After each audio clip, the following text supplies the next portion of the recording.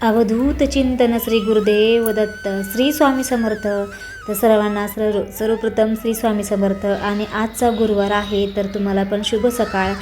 आणि सकाळी सकाळी छानशी अशी थंडी पडलेली आहे आणि थोडेसे धुके आहेत, तर छान सकाळ झालेली आहे. आणि गुरुवार म्हटलं की थोडीशी जास्त एनर्जी येते. काय माहिती, स्वामीचं मला जपमाळ करायचं असतं आणि सगळं लक्ष माझं सगळं स्वामीकडेच असतं. गुरुवार म्हटलं की दत्तगुरूंची सेवा झालीच पाहिजे असं मला खरंच खूप वाटतं. आणि तुमची साथ नेहमी अशीच राहू द्या. आणि खरंच माझ्या व्हिडिओखाली तुमचे छान छान कमेंट येतात, श्री स्वामी समर्थ कमेंट करतात, तर खरंच खूप छान वाटतं. आणि तुम्हाला खरंच मनापासून धन्यवाद. तुम्ही माझ्या व्हिडिओला खरंच खूप छान प्रेम देता आणि आशीर्वाद देता, तर असेच आशीर्वाद तुमचे कायम राहू द्या. तर सकाळची सुरुवातचे रुटीन मी तुमच्यासोबत थोडंसं शेअर करणार आहे. तर रोजची सेवा करते आणि सेवा करते किंवा स्वामी सेवा करते, तर तुम्हाला दाखवते मी सेवा किती करते, मी काय काय करते हे तुमच्यासोबत शेअर करते. नेहमी माझे पूजेचे व्हिडिओ तुम्हाला दाखवते. खरंच माहिती का, आणि थोडंसं शेअर करण्याचा प्रयत्न करते की असं नाही म्हणत आहे की मी स्वामी सेवा करते, मी असं करते, मी ते. तर खरं सांगते, पूजेचा अर्थ जेव्हा आपल्याला कळतो ना, तर तेव्हा तीच खरी पूजेची आपली जी काही पूजा सेवा करतो ना, तेव्हा त्याचं फळ कधी मिळतं. तर आपण नेहमी प्रामाणिक राहायला पाहिजे. म्हणजे जसं की आपण घर साफ करतो ना, तसे मनाची शुद्धता पण पाहिजे, मनात चांगले विचार पाहिजे. नुसते पूजा करून आणि सेवा करून काहीच फायदा नाही. तर स्वामी म्हणतात की आपण नेहमी सगळ्यांना मदत केली पाहिजे, सगळ्यांच्या बाबतीत चांगले विचार ठेवले पाहिजे, आपण नेहमी सकारात्मक विचार करायला पाहिजे. दुसऱ्यांचं कधीही आपण वाईट बोलू नये किंवा वाईट बघू नये, किंवा आपल्या जे काही असेल ना, तर ते म्हणजे आपले जे कर्म असतात ना, तर खरं त्याचं फळ नक्की चांगलं असावं. कारण जितके आपले धर्म आणि कर्म, म्हणजे धर्म तर करायलाच पाहिजे, पण त्यासोबत आपले चांगले कर्म पण असले पाहिजे. कारण आपले नुसती पूजा पाठ करून काहीच फायदा नाही. जर आपण पूजा करतो आणि दुसऱ्यांची घाण म्हणजे भांडतो किंवा आपल्याला दुसऱ्याबद्दल घाण विचार करतो, तर ह्याच्यामध्ये काहीच अर्थ राहत नाही.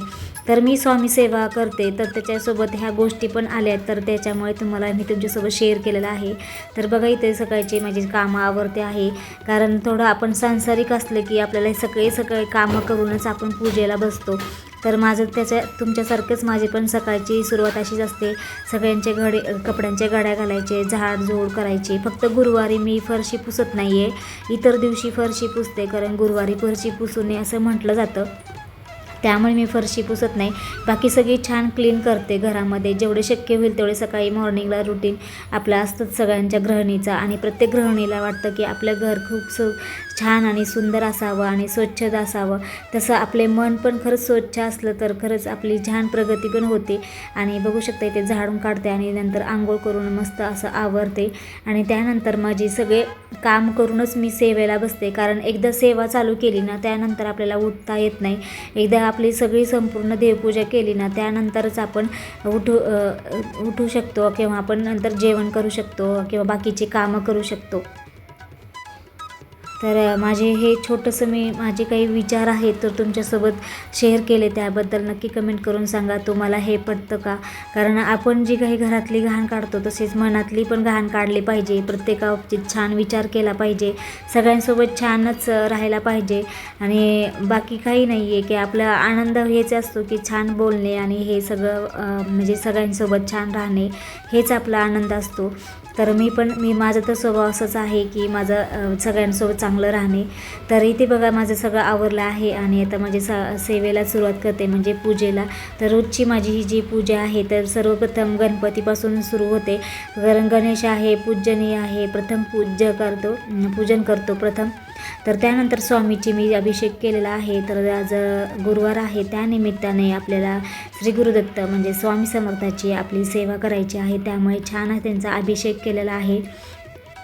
मी नेहमी गुरुवारी असं नाही की जास्त म्हणजे असं हे करते, जेवढं शक्य होईल साधं सिंपल अभिषेक करत आहे. आणि जेवढ्या घरामध्ये आपल्या जे काही आहे, तर त्याच्यातच मी पूजा करते. असं नाही की हे नाही ते नाही, कारण आपली श्रद्धा खूप महत्त्वाची आहे. आपण जितकं नामस्मरण करू ना, तितकं चांगलं असतं. आणि आपल्या मनाचे शुद्धीकरण तर खरंच होते. कारण त्या बाबतीत तर माझं झालेलं आहे.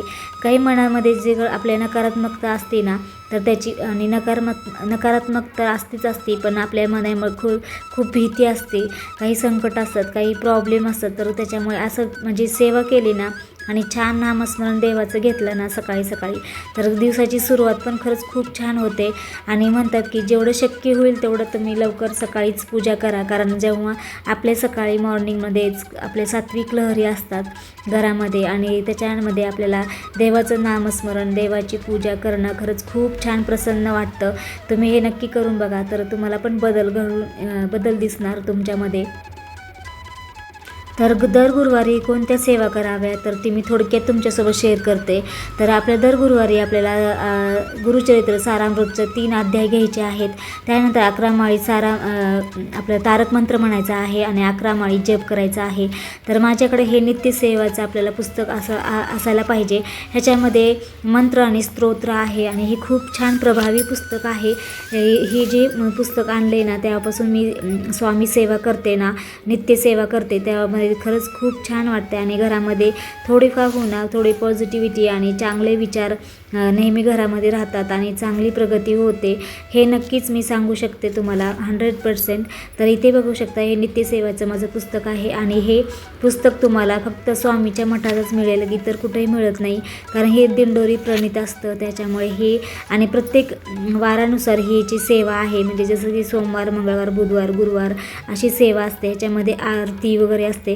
फक्त ह्याच्यामध्ये तारक मंत्र नाही आहे, बाकी सगळ्या सेवा ह्याच्यामध्ये आहेत. तर तुम्ही बघा. तर सगळ्यात सर्वप्रथम मी श्री स्वामी स्तवन म्हणते, त्यानंतर गुरुचरित्राचे 3 अध्याय घेते आणि 11 माळी आणि 11 माळी जप आणि 11 माळी तारक मंत्र म्हणते. तर मला जर शक्य नसेल ना, आता खरंच आजकालचं खूप घाई गडबड असते सगळ्यांना, तर तुम्ही फक्त 1 माळ तरी निदान जप करा, रोज 1 माळ आणि रोज 1 वेळ तारक मंत्र म्हणा. खरंच खूप छान बदल होईल आणि तुमच्या जी सुरुवात असते ना सकाळची, तर ती अशी पॉझिटिव्ह झाली ना, तर दिवसाची शेवटपर्यंत खरंच खूप छान आनंदाने उत्साही मन राहतं. तुम्हाला जर नित्यसेवा कशी करावी हा व्हिडिओ तुम्हाला पाहिजे असेल तर मला नक्की कमेंट करा. तर ते व्हिडिओ नक्की मी तुमच्यासमोर घेऊन येईल आणि तुम्हाला नित्यसेवेची जे काही आपली सेवा असते तर त्याबद्दल तुम्हाला थोडीशी माहिती देईल.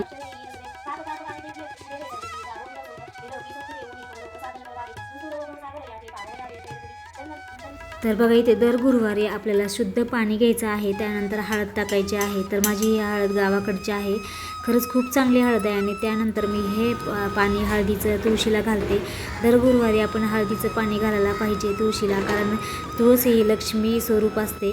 त्याचे बघू शकता छान तुळस आलेली आहे. तर तुमच्या छान तुळस हिरवीगार वाढण्यासाठी तर तुम्ही हळदीचे पाणी घाला, तर खरंच खूप छान येते. तर तुम्हाला हा व्हिडिओ आवडला असेल तर नक्की लाईक, शेअर, सबस्क्राईब करा आणि नक्की कमेंट करायला विसरू नका.